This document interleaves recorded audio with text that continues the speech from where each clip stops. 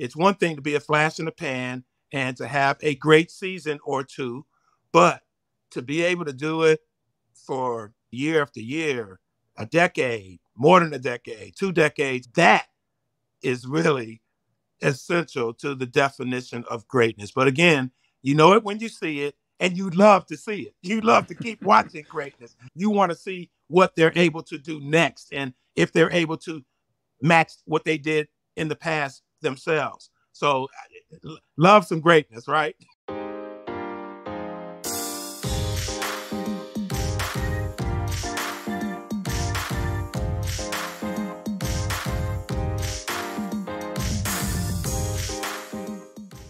Greetings and welcome to HOF's The Podcast, where greatness is the standard. I'm C. Lamont Smith, your host today, and I'm joined by two of HOF's co-hosts, Mr. Jared Bell, a columnist for USA Today. Jared is also a member of the Pro Football Hall of Fame Selection Committee. We are also joined by Mr. Robert Scoop Jackson, who is a columnist with the Chicago Sun-Times and also a former columnist with ESPN. Scoop also served as editor-at-large for Slam magazine. Gentlemen, good morning. Hey, what's going on? What's going on, Lamont? What's up, Jared? Scoop, I want to start with you. What is greatness in your eyes? It's hard to define greatness because the one beauty that we have, especially in sports, but I think it comes in all arts and creativity, it evolves. So as the work that people put out that we define as greatness evolves, to me, so does the definition of greatness evolve. But the one thing I think that stays constant with the definition of greatness and what I attach it to is consistency. Consistency in the eye of the beholder is something being done at the highest level. And it's hard to quantify that with words. It's usually by sight and feel. We know greatness when we see it. We know greatness when we're around it. We know greatness when it's in our presence. But what makes it great is not just in that moment. It's the consistency over time. That person has done that at that level that makes them great at what they do. As much as we want to talk about execution and performance, I think one of the standards when we're talking about what is greatness and how we see greatness has to be consistency and doing whatever it is you do at that level for a long period of time. Interesting. I love the part where you said you know it when you're in the presence of it. That's pretty profound there. Jared, how would you define greatness? Yeah, I think you just touched on it. You know it when you see it, for starters. And it's a measuring stick that others can try to attain as well. But it's just one of those things where it can produce the results. It's one thing to be in an arena and you're competing, but you also need to be winning. And you also, and that's not always as a team, because we've seen great players excel with teams that have not been great. So it goes beyond just the team accomplishments, but it's also something where it can be the impetus to team success. See Michael Jordan, Joe Montana. We can start naming some of the great ones, but I think Scoop touched on it a minute ago when he talked about the sustainability of greatness and the consistency. Now, I've been on the Hall of Fame, Pro Football Hall of Fame Selection Committee for 25 years. And one of the things that we grapple with when we're in the room trying to determine if one person versus another is a Hall of Famer is how long did they do it? It's one thing to be a flash in the pan and to have a great season or two, but to be able to do it for year after year, a decade, more than a decade, 2 decades in some cases, that is really essential to the definition of greatness. But again, you know it when you see it, and you love to see it. You love to keep watching greatness. Right. You can't take your eyes off greatness because you want to see what they're able to do next and if they're able to match what they did in the past themselves. So love some greatness, right? No doubt. All right, so here's one for the both of you. Do either of you believe that the word greatness is overused in sports today? It could be, yeah, because I think sometimes when you see some great performances, and it could be just that. It could be that for a game, a series, a season, right? And you sometimes are ready to crown this person as one of the greatest of all time. And I think that's where you have to draw the line and say, okay, wait a minute. So, yeah, I think that can happen. But another thing that I think can happen too, and it's really interesting in this context, is recency bias. Yeah, So I if was you going to talk saw to you about someone, that. yeah, if you see someone who's great now, or they've been great for the past 2 or 3 years, some people, and by no fault of their own, it's just maybe that's what they're exposed to, or that's the experience level they have watching sports and being able to compare. But a lot of times, I think that one of my pet peeves is when people want to declare someone among the all-time greats when they've only done it in recent years. And that person may have never seen someone who played in the 70s or the 80s, but recency bias is something that I think is a real interesting phenomenon. That's the importance of HOF's The Podcast, Hall of Famers, because what we are going to hopefully do is connect those people that suffer from recency bias with those greats of the past and remind them of just how great these immortal athletes were in those times, and let these athletes tell the story in their own words of what they had to overcome, what it was like to be at the pinnacle at the time that they were at the pinnacle. I mean, this ultimately, hopefully, will be a repository where people can go back and look at and listen to some of these athletes and say, oh, yeah, no, he was that dude or she was that woman, okay, at that time. And I think that's the importance of HOFs. Do you believe we suffer from recency bias, Scoop? Well, I think in the society we do, and it's not just attached to sports. I think because everything has been so condensed and how the current generation digests whatever they're building their concepts off of, they come with such immediacy that it forces recency bias to actually rear its ugly head in almost every conversation.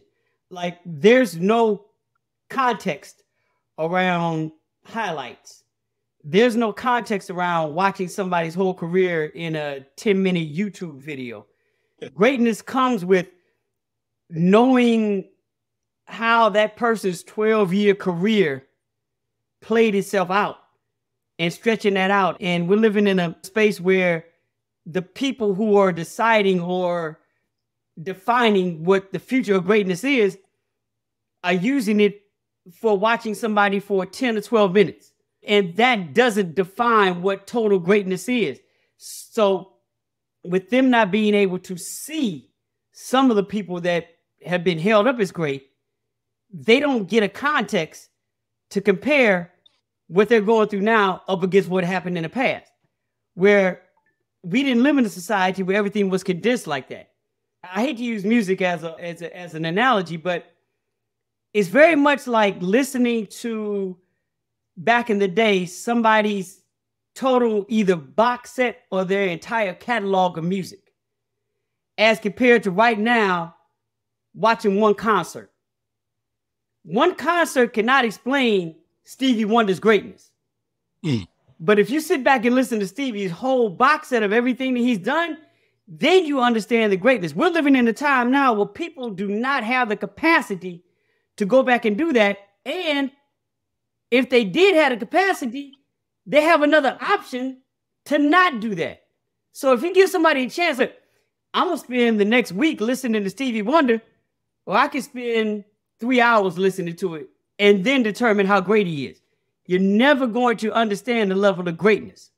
When you're dealing with recency bias, if you're living day in and day out, every day with an experience of who it is that is your person, and you're seeing their career play out every day, but you're basing that against 10 minutes, you know what I'm saying, or an hour of watching it, recency bias is always going to win.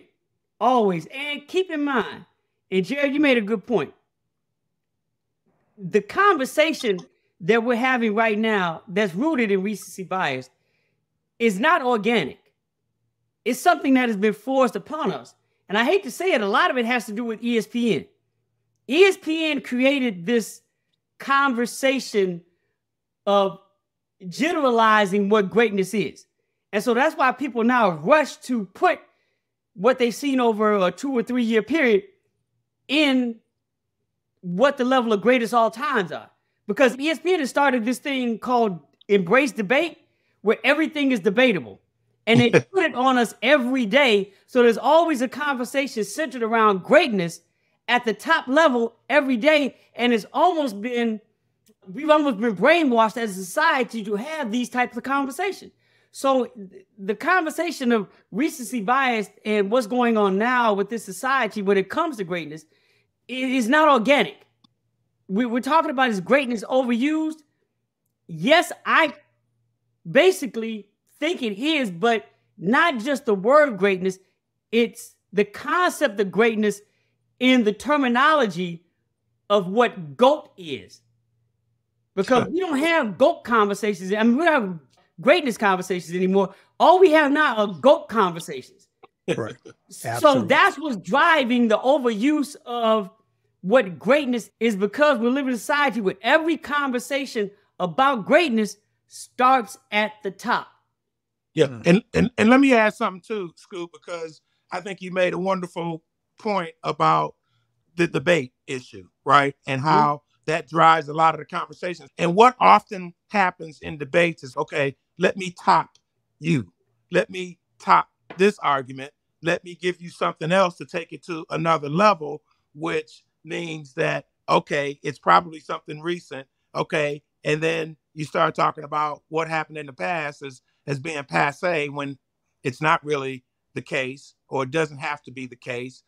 I think that so often becomes part of that whole environment, the whole conversation, and why recency bias can be so dangerous. You know, one of the things that I like to do in terms of trying to define where someone ranks, if you will, could this guy have played in that era? Now, if you have a player in any sport, basketball, football, baseball, whatever, and if you look at this guy and say, boy, he could have played in the 70s with the Pittsburgh Pirates, or he could have played in the 60s with the Boston Celtics, or he could have played in the 50s with the Cleveland Browns, right? Boy, when you can transcend the timeline, I think that's a great acknowledgement of greatness. And I think it really just snubs the nose into the whole thing about recency bias. But everybody doesn't want to go there in terms of trying to compare to other eras, because frankly, many people have no concept of what happened in the 60s. Many people may not even know that Bill Russell was the beast that he was in the 1960s. So, but Jerry, here's what bothers me about that is that when people do that, the one thing they don't do is apply the adjustments that the athletes in the past would have made to allow them to play in the current stages right now. They act that as if the Bill Russell we saw in the 60s, when you're making a comparison by him, would play the exact same way today as he did back then. No. Everything that's going on now, he would adapt to what's going on right now. You just apply his fundamental greatness to what he did in that moment and adjust to what he would do right now. But people don't do that. They look at like an Oscar Robinson's game, like Oscar could play that way. If Oscar grew up playing the way that they did now, all his talents would be the same, but he would play differently. So all you have to do is apply what he did back then and advance what he'd be doing right now. But people never, ever do that. And what bothers me the most is when you hear people, when they're talking about greatness and talking about who's the GOATs and all this, that, and the other, when they use the excuse that they did not see them play, so it almost doesn't count. That's crazy. You know what I always say? I say, look, you didn't see Jesus when he is around, but you still believe in the Bible. You still believe in religion. You didn't see Jesus. Why do you have to actually see somebody? Right. And if history has told you what this individual did, if history has told you what this person's contribution to not just his game, but society, to the world, to humanity is, Just because you weren't around, what allows you to dismiss that or not give it credit on what history has said? Should we even be comparing, or is it a fair discussion when we see it, and we talked about what we see on ESPN and these other networks and stuff like that? Is it even a valid conversation to compare athletes from different eras? Great question, Lamont. It's tough to do, but it is a valid argument, especially when you're trying to determine how someone has impacted the game and how someone's excellence made a difference. You know, we think about the greatest receivers of all time, right? And you start with Jerry Rice, right? But you look at Don Hudson, white, slow receiver for the Green Bay Packers in the 40s when black players didn't play, okay? But when he played and the game that he played, he dominated. Now, I'm not saying he was better than Jerry Rice at all, or better than Tim Brown, or name 25 guys. But when you look at his production, his statistics, his impact on his team, and how he rated amongst his peers at that time, then you can make a great case to say that this guy was great and great in his era. And Scoop, you made the point. Some players would have the ability to adapt and adjust their game over time. But that's one example that just popped off on the top of my head when I said, boy, you know, how would this guy have fared in this game? Again, I'm not saying he would have been the greatest receiver at all time, but I'm just saying that he would have been able to compete. To answer your question from my perspective, I don't think it's fair, but it is human. And it's something that's not going to go away because it just doesn't happen in sports.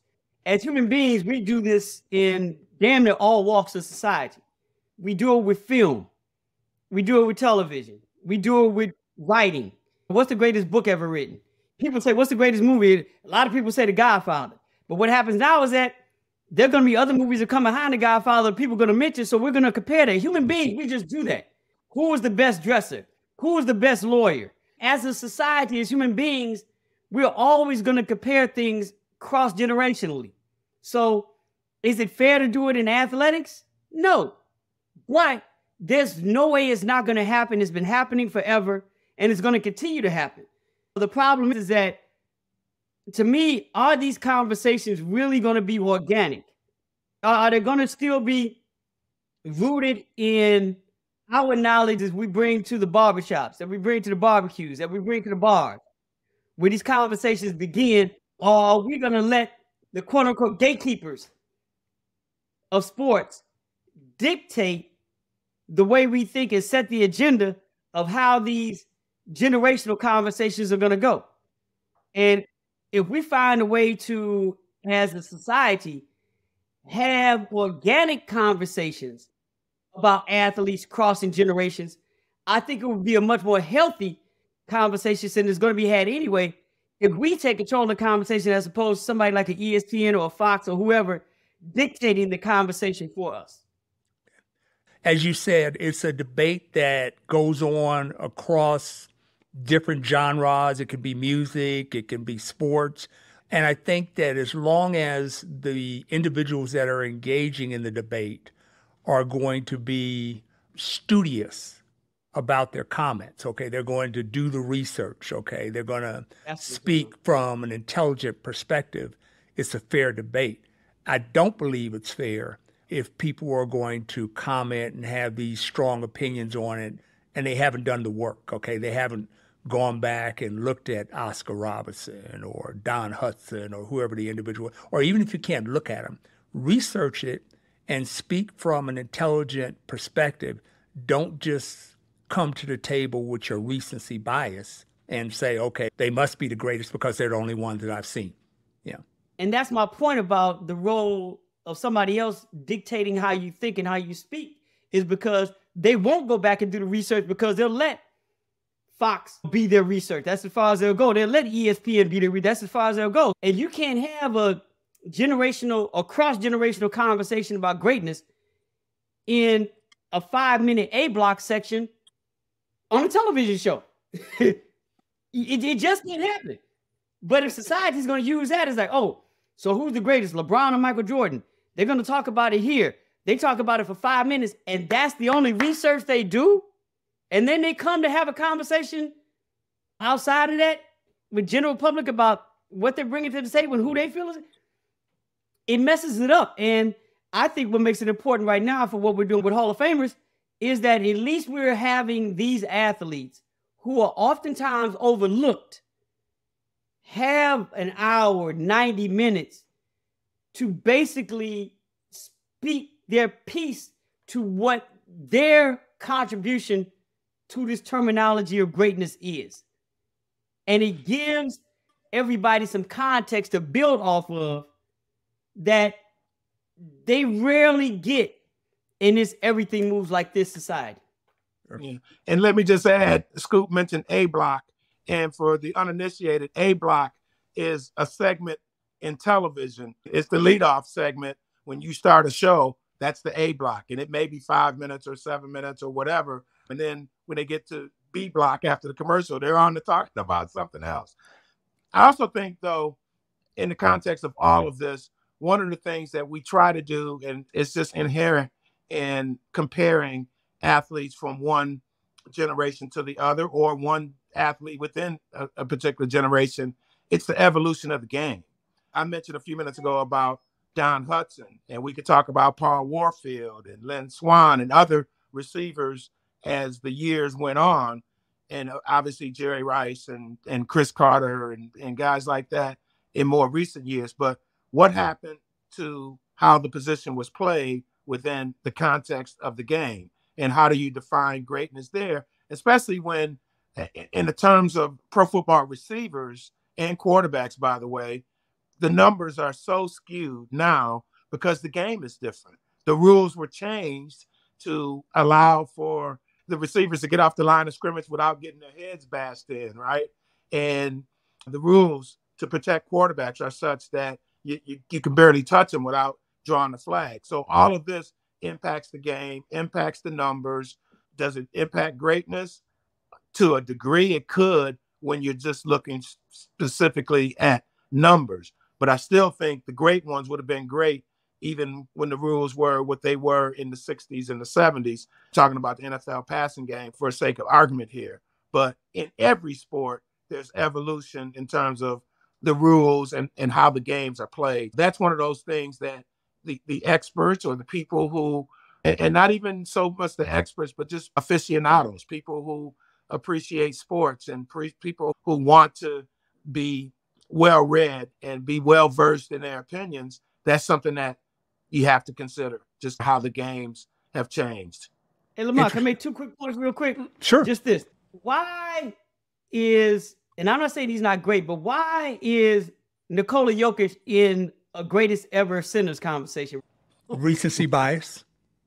Yeah. Now, and I'm a Nuggets fan. I am a fan of his, but that's clearly recency bias. Okay, but here's the, is it recency bias or does it go back to what Jared said? Is because what I'm hearing is that no center has done what he's able to do. And no center in history shot the 3 like he did. You know, nobody moved the ball like he did now. Jared just made a point. The evolution of the game. Like the game has evolved and that's become a part of what centers do. But just because he's doing it and he's doing it for a short period of time at the highest level, and we just saw it done at the top level, to me, does not give society the right to put him in the, okay, he should be talked about along with Kareem Abdul-Jabbar, with Bill Russell, with Will Cheney. And that's what we're living because they are having these conversations right now. So it's deeper than, to me, recency bias. Is them adding things to what he does and holding it against what wasn't happening in the past when the game was not played the same way. Do you get what I'm saying? I now, do. on the other end of that spectrum, we're watching somebody like Shohei Ohtani. Now, to me, that's different. Now, what he's done in the course of his short career is something that at least was done once back in the day and hasn't been done since. So having him in a GOAT conversation, I think is a little bit different because he's doing something that at least was done before, that Babe Ruth has done. Now, the game has changed, but it's been 100 years since somebody dominating at those two positions at the same time. That's that unicorn rareness where I think it's more fair to have a conversation about Shohei in the greatest ever, because what he's doing is so unique. And it's not about the evolution of the game. It's about singularly him doing something that only one other person at this level has done. But here's my question for you. Here's my question for you, Scoop. If it all stopped with Shohei Ohtani next season, if he only did it for this period of time that he's done it, but he fell off the cliff, next year, does he deserve to be in that category as being recognized as one of the all-time greats? Is that fair? There's two answers. There's a yes and a no. There's a yes because I think for what he did, you can say for the time that he was in it, he was one of the greatest players at that time. For 2 or 3 seasons, there was nobody ever better in baseball, maybe outside of Babe Ruth, at having those couple of seasons that he had. Now, could he be in the conversation where who's the greatest ever to play baseball? No. And Jared, maybe you could back me up on this. And I'm not trying to put injury on Shohei, but it's very much like having Gale Sayers in the greatest ever running back conversation. The body of work, because it was so small, even though it's injury, not his fault, but you can't have a conversation with him and his legacy or his career up against a Walter Payton, up against a Jim Brown, up against a Barry Sanders. You can't do that because the amount of work is not there. But if you're like, who's the greatest running back? One of the greatest? Yeah, you can have one. Yeah, he's probably one of the greatest because of what he did. But we're talking about level of great. And we're not even talking about him not getting in the Hall of Fame. But Gale Sayers did. You're in the Hall of Fame. If Shohei shut down right now, he's in the Hall of Fame. But that upper echelon of greatness, of GOATness, nah, bro. No disrespect, but you can't be in that conversation yet. It goes back to what we were saying earlier in this conversation about sustainability and the measure of time. Yes. And yeah, you could be great for a couple of years and no one can ever take that away from you. And it definitely deserves to be put in the context. But yeah, when you start talking about GOATs, it takes time to be a GOAT. Yeah, I started this whole discussion about greatness. And if you asked me my definition of greatness, and I've thought about this over the years, and I've had the good fortune of witnessing it and being a part of it, having represented 5 Hall of Famers. To me, greatness is sustained excellence. And that's kind of the same lines that you were talking about, Jared, consistency. But sustained excellence at whatever you do, that makes you deserving of the adjective of he or she was great. But if you do it for a couple of years, you have a great year, you're a flash in the pan, no, you were good. You did some good work. But sustained excellence is where that word should be reserved for. And that's what we do here at Hall of Famer. We're talking to people that have displayed sustained excellence over a period of time. That's the beauty of Hall of Fames in sports for the most part. And I guess Hall of Fames across the board in any industry that has them is you have to put in work for a decent amount of period of time to even be considered to get into that Hall of Fame. Another thing that I think really applies to greatness, especially when you start talking about what the person contributed to the game, the impact of the game, is really if they change the game. Now, not everybody who's great will go down as someone who transformed the game. But if you've got excellence and you are one to change the style of your position or of the game, boy, that really just adds layers and layers to your greatness. Let's talk about one guy right now who is really dominating in the NFL, and that's Patrick Mahomes. Not only do you see Patrick Mahomes winning Super Bowls and competing for Super Bowls, but you see him doing it in a style that maybe no one has done before, right?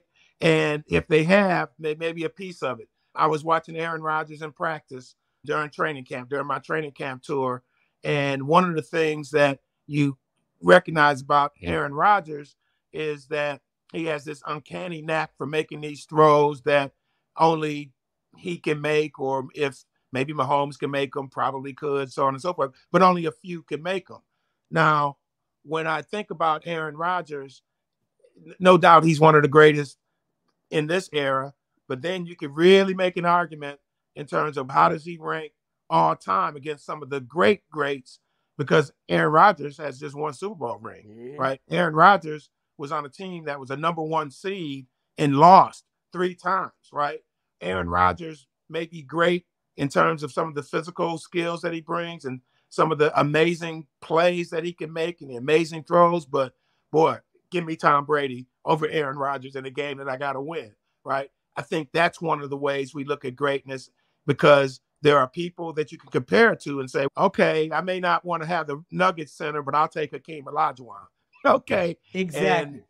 And that is part of the beauty of being able to define and create your standards for greatness, if you will.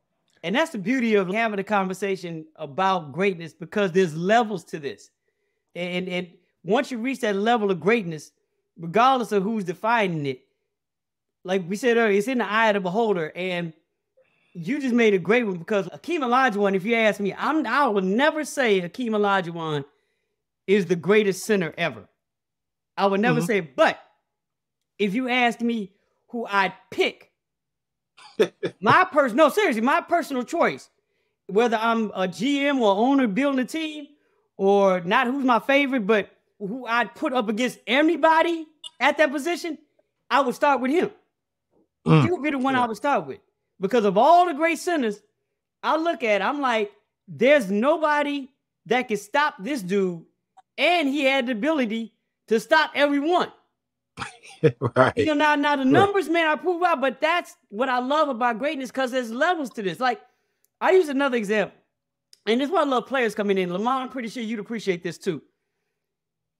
Greatness sometimes, while it's sustained, even though you can be great, it's those periods where you've elevated your greatness above anything you've ever done, that the people who play the game, the people who are in it with you, recognize that for that period of time, you are greater than anybody else. Now, greatness has to be sustained, like you said, Lamar, but in a career, there are certain times where you just over everybody else and others who are considered greater than you. And the person I'm thinking about as an example is Bernard King in basketball. For a 2, 3, 4 year period, everybody in the NBA knew he was the best player in the period. He never got the MVPs to show for it, never got the titles to show for it. But if you go back and ask the Julius Ervings, the Larry Bird, the Alex Englishes, all of the cats that had to go up against him, they will say, this dude was better than all of us over a 4 year period. And we can talk about him in those conversations because he still had a great career. But you add those moments in there, no, he's not going to get mentioned as one of the greatest ever. But the greats acknowledge him. When you talk to the greats, the GOATs and whatever, like who's the coldest person? Who's the best? Oh, man, Bernard King. And sometimes even the Hall of Fame doesn't even recognize that greatness. You know what I'm saying? Yeah. But the greats recognize that greatness. And that's what I love about greatness, is that it goes on so many levels. You know what I'm saying? I love that point. I hope that when we do this podcast and we have these different guests that will come out to really get the insight from the players in terms of the opponents that push them to even more excellence, or that they respected so much for whatever reasons, and they can explain to us, because I think that could be a very nuanced, and it could be a very enlightening element of what we do here with the Hall of Famers. We were talking about recency bias a moment ago. I think there's another type of bias, and this goes to my next question. You talked about Bernard King never won an NBA championship, but what I find is that so often those that we put in that upper echelon of greatness are the ones that we've seen on the big stage, okay, the ones that have won the championships. My question to you is, or to the both of you, is can you be considered in that upper echelon of greatness if you've never won a championship? And that could be a championship in team sports. It could be a championship in individual sports as a boxer, a tennis player, whatever. Do you get to occupy that rarefied air if you've never won a championship? I'll start with that one. I think it's very difficult because, and that doesn't mean you're not great. That doesn't mean you're not a Hall of Famer and not deserving to be a Hall of Famer, right? But when you couch it the way you did, Lamont, like the greatest of the greats, right? The upper room that Deion Sanders talks about, championships matter. They really do, because that's what these guys compete for, okay? And so you could be a dominant player for 4 years, 5 years, 8 years, whatever, but winning the championship and helping your team get to that level, I think that's the ultimate. Now, obviously, there are individual sports where it's just on you. And we can talk about some of the great boxers, or some of the great tennis players and the great golfers. And obviously, when you're an individual, that's where the buck stops. But when it comes to team sports, it comes to a basketball team, a football team, a baseball team, it matters so much. Hockey team, it matters so much what that one player can do to elevate his team. So his greatness in the context of taking his team to championship levels, it's an important part of the whole measure of greatness, if you will. Yeah, I agree. I just think that there has to be a separation between individual sports and team sports, because there's only so much responsibility an individual can have in winning a championship in a sport that's conceptualized around other individuals. But I will say this. I do think, Lamont, that you can be in a conversation about the upper echelon level of greatness without having a title attached to your resume, depending on how great it is you did what you did, how far you separated yourself from what you did compared to everybody else that did it, and that championships cannot be the end all be all as the parameter of how you're judging greatness. You know, when I was thinking about that question, I'm going to tell you, and it's sort of self-certain, I was thinking about my guy, the guy that really changed my career, Barry Sanders. That's all I was about. That's all I was going to bring up. That's it. Right. But my point, he was so good at what he did that you have to respect. It ain't his fault. It ain't his fault that the Detroit Lions never got. That's not his fault. He can be in a conversation as the best or the not, and not have it. Hell, Walter Payton, whether the Bears won that Super Bowl or not, would have been in that conversation. They were that much better. Even though they played against, they were so far above anything we'd ever seen in the era that you have to say that's not their fault. One of the classic debates that we can have even now is, what would Barry Sanders have done playing behind Emmitt Smith's offensive line with the Dallas Cowboys? How different might that have been? It wouldn't even have been fair. Right now. It wouldn't have been fair. Yeah, Kevin Durant going to the Golden State Warriors. Right. It wouldn't have been fair. That's exactly it. But I think that's a great example, and I didn't mean to cut you off, Lamont, but that's the one person I was thinking of. And Barry Bonds never won a World Series, did he? I know he played in one. He didn't win one. Now, we could get into the steroid or whatever PED conversation all we want to, but I think he was so good at what he was doing. Who's the greatest baseball player? He doesn't need to win a ring to really validate how great this dude was in baseball. I don't think Ken Griffey Jr. needs it. I don't think, who else could I say? Hank Aaron didn't need it. You know what I'm saying? There's certain players that, even in team sports, you don't necessarily need a ring or a championship to do it. And then once you get into these nuances, is one ring enough? Is two rings enough? Two rings enough? Now, once again, it depends on the sport you're playing and how much better you were than everybody else. In basketball, it's going to be tough because we saw really two dudes.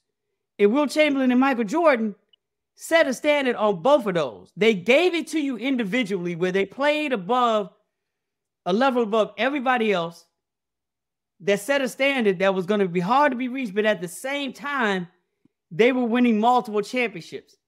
So it's going to be very hard to have a GOAT conversation or greatest ever conversation and just say, well, rings don't mean anything, when the dude who did it, even if he didn't get a ring, would still be in that conversation, but damn, he got 6. Or damn, he got 11 in 13 years and was coaching for 2 of them while he was winning, and he did it up against Will Chamberlain. Or Jared, to your point, it's like, it's going to be hard in Tom Brady's case, because if you take the rings away, he's still, like, in your conversation, one of the greatest quarterbacks you've ever seen. Now, the clutch genie, what he did in those games helped, but if you say Tom Brady only won 2 Super Bowls, he's still in the conversation. Now, the fact that he won 7, yeah, that's going to make it hard.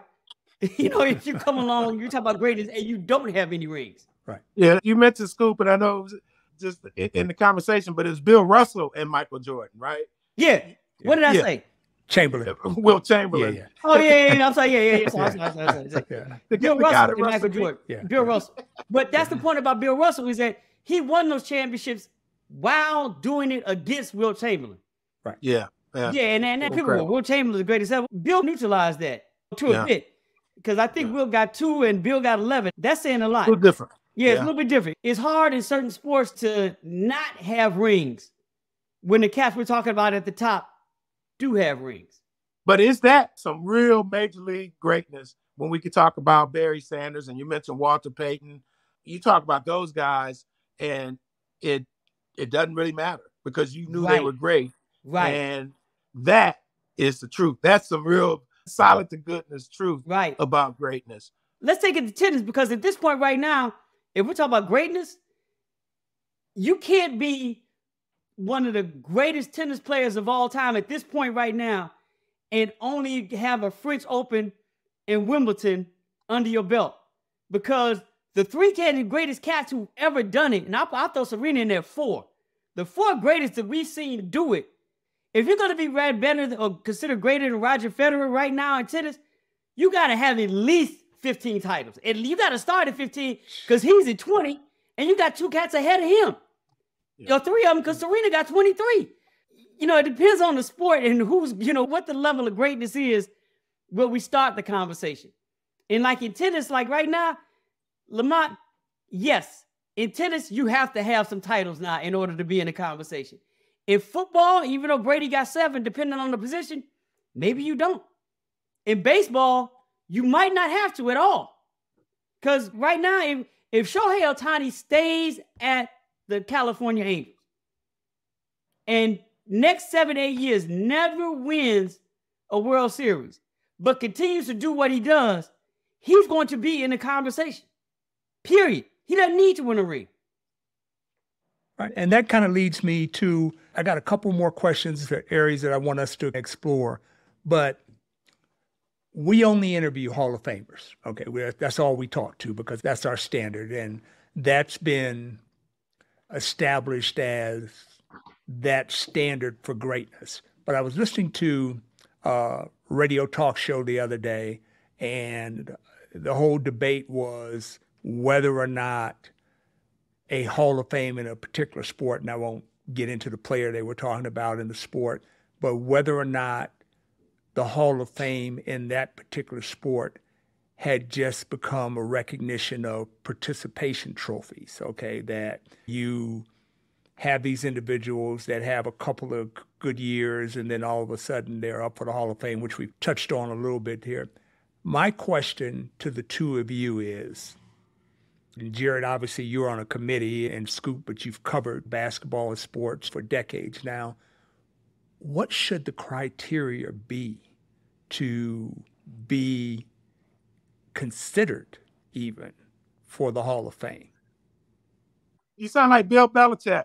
A lot of times, and I'm going to tell you why I say that, because a lot of times in my duty over the years as a Hall of Fame committee member, I go and talk to people about who they think is worthy, okay? And I talk to players, and even with that, People have their biases because people are talking up their teammates and their friends and that sort of thing. And part of my work on the committee has always been just to try to become even more enlightened.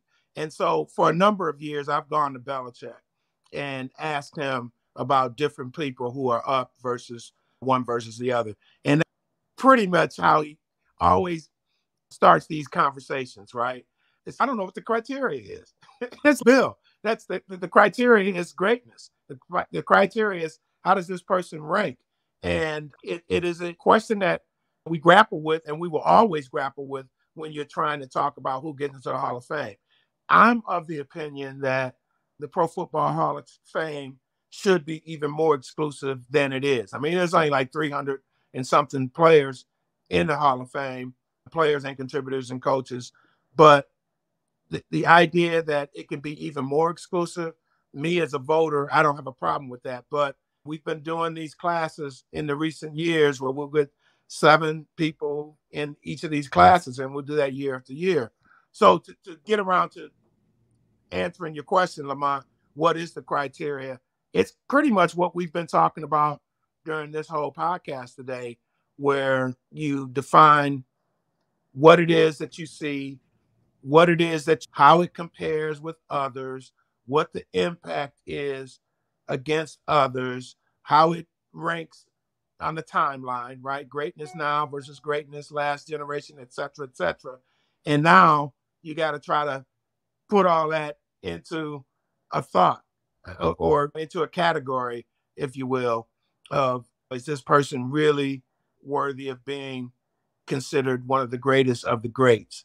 And it can be a slippery definition. It really can be because of some of the things we've talked about here, recency bias, how team performance is impacted to that, how you leave a mark on the game or if you change the game. All of these things come into the equation. The beauty in the conversation is that it can be very difficult to say that there's a final answer. It really is. But I think the more people you can agree to say that somebody is great. And I think that when it comes to Hall of Fames, boy, if you don't really have to have a debate and you can just say a name, you can just say Joe Montana, Lawrence Taylor, Ronnie Lott, Jerry Rice, to throw out some names, Barry Sanders. You throw those particular names out and there's no debate, I think that really does amplify the greatness factor. But when you have to have a debate about it and go, okay, how did this guy do? How many rings did this guy have? How many records did he have? How many Pro Bowls? When you have to start really justifying it based on some of these other factors, then I think that kind of takes away from the whole greatness factor. But when you can just throw a name out there and everybody knows, yeah, that's one way of measuring greatness. That's a great question, Lamont. And I've always had trouble answering the question, even when not asked, just to think about it, because it's so fluid in how we look at what greatness really is, and to put that as a criteria, as a baseline for how we're going to judge it, especially when we're dealing with someone's career. I think it's different when we're talking about maybe a MVP. What's the criteria for an MVP? And a lot of the criteria MVP is always rooted in somebody's definition of the word valuable. What is valuable? Were you valuable to the league or were you valuable to your team? And the criteria that we've heard across the board for years has been like, since it's a seasonal award, were you the player or person that had the best season that season? Now, that's not a criteria they have written down, but it's part of the criteria when it comes to voting for an MVP. But I think that's different when you're judging somebody's entire career and the criteria that's necessary for that. And some of these things are hard to quantify. And that's why I've always wrestled with, what is it fair to even have a criteria? Because where does the criteria stop? Like, how can you be in a Hall of Fame if you've only got one MVP award? Right? All right, that just proves you were great for one season. Kobe Bryant has one MVP award. You know what I'm saying? Hell, there's no argument there, but if you have as a criteria In order to get to the Hall of Fame, you have to at least dominate the game in a certain era. And within that, to show that, you at least have to have multiple MVPs. That dictates that you dominated your game in a certain era. But now you're telling me Kobe Bryant doesn't fit the criteria? It's hard to judge what criteria we're going to put down, because where does it end?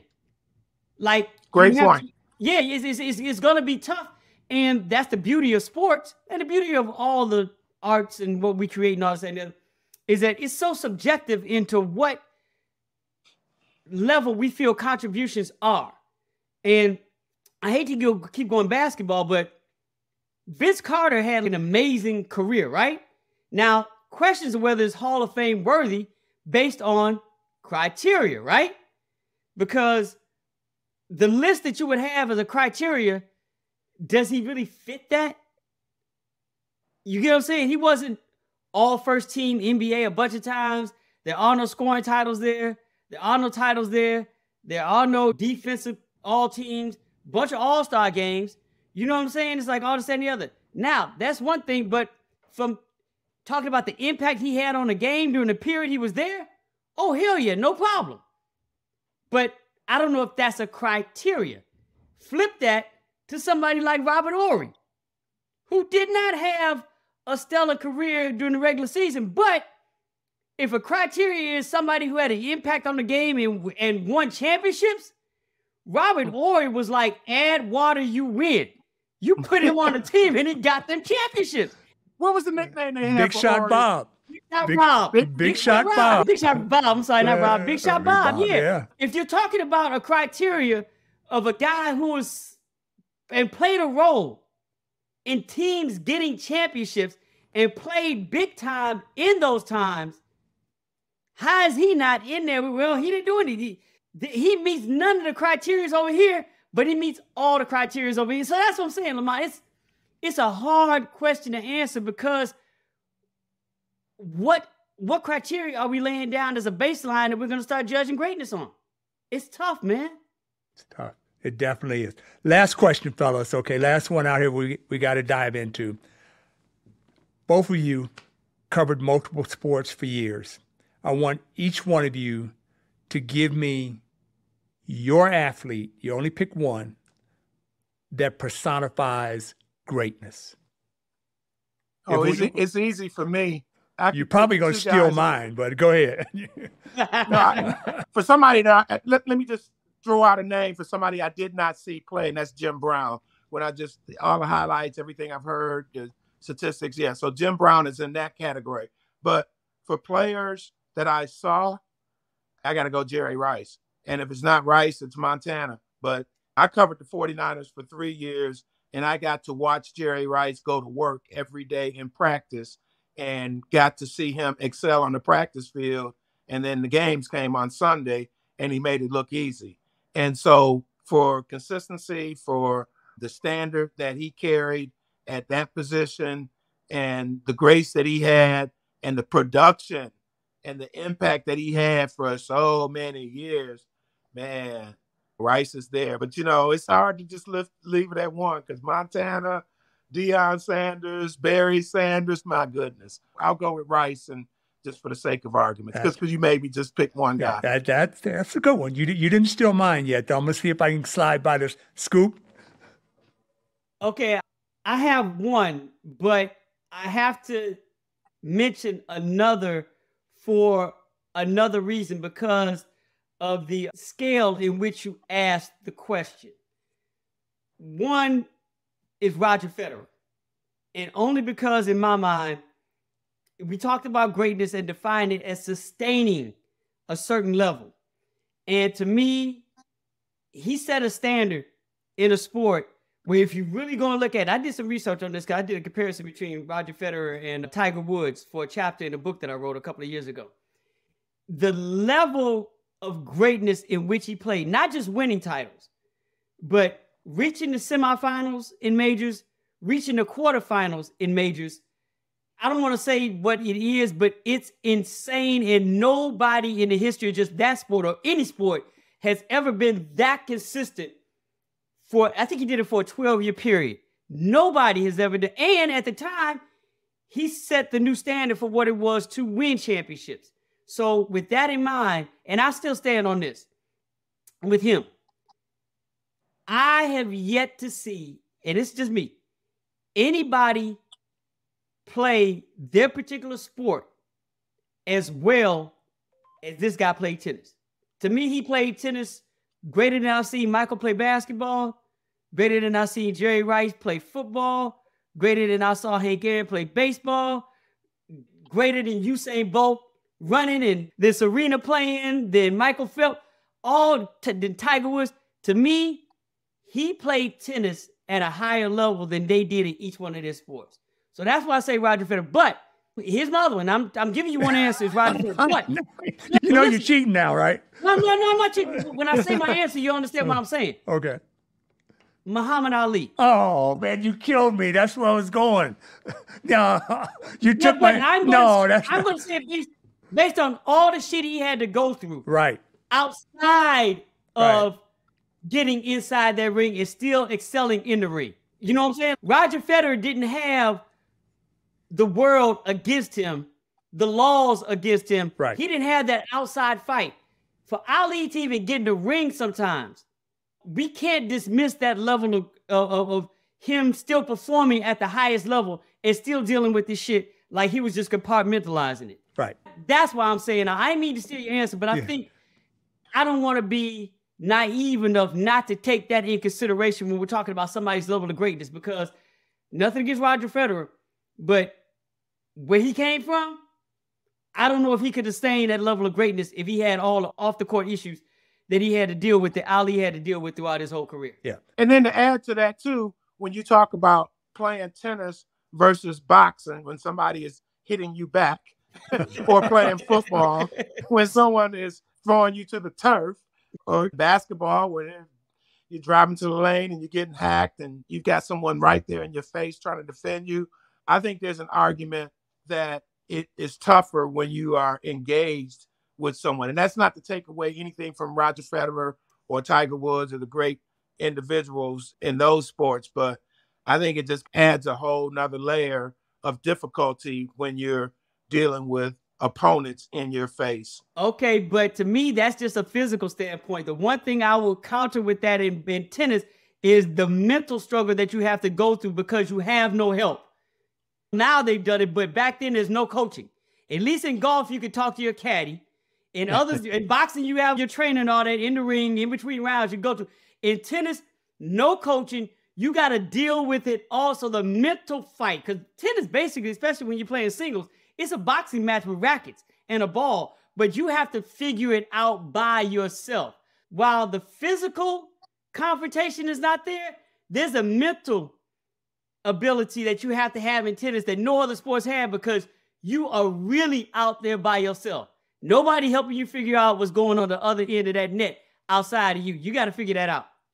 Yeah, but you got to figure out some stuff. I know, but you don't have any help. When you got you got to figure out some stuff when you got this linebacker bearing down on you, and you got to figure out some stuff when I got it, but you still have coaches that can tell you. But I'm saying in tennis, you got nothing. That's the difference. You have nothing. You got to sit on that sideline and figure it out all by yourself. And especially when you're dealing with majors over the course of 3 hours, the mental drain that plays on you, it's I'm not saying it trumps it. I'm just saying just keep it in mind when we're talking about confrontation, that there's a mental struggle that, to me, balances the scales a little bit in tennis when you don't have a physical combat. Yeah, just don't dismiss. Never that. The mental challenge. I know you. Muhammad, I got 2 words for you. Muhammad here we go. Ali, the greatest of all time, okay? 3 different heavyweight championships, fighting the government, the mental strain that is on you when he stands up and he says, okay, he's going to stand up for his beliefs and he's ready to die for it, and you still go on and achieve that level of greatness, the personification, the only man, only person in my life, and I've met everybody, only person in my life I've ever asked for an autograph. And that's him. Yeah, I had a chance to interview him back when I was in broadcasting back in the day at Atlanta Interfaith Broadcasters, and he came in and talked to us about his faith because we always compared faiths and stuff like that. But for my money, nobody greater than the greatest, as he aptly named himself, the greatest of all time. And lived up to it. Named himself early and lived up to it. That's the thing. No doubt about Put it. the pressure on himself. No doubt about it. Lamont, before you break, I'm going to trump you. You asked for his autograph? That's the only one you ever got? Yeah. I named my son after him. But I named my son after him. Yeah, my son is named Ali after him. Right. You know how Ali Boumbaye. Ali Boumbaye. Ali Boumbaye. That's strong. That's strong. You named your son. I didn't go that far. My wife wouldn't have it. We were just in Kentucky and went to the Muhammad Ali Center. He was like, it was interesting just being in the center because he carries that name proudly. Mm-hmm. But to be in the center where his whole life was at, he's like, yeah, I felt a certain way about this. It was cool. Yeah, that's an amazing place. I've been there. Yeah, it's an amazing testament to what he accomplished. Yeah. The greatness. Yeah, absolutely. To the greatness.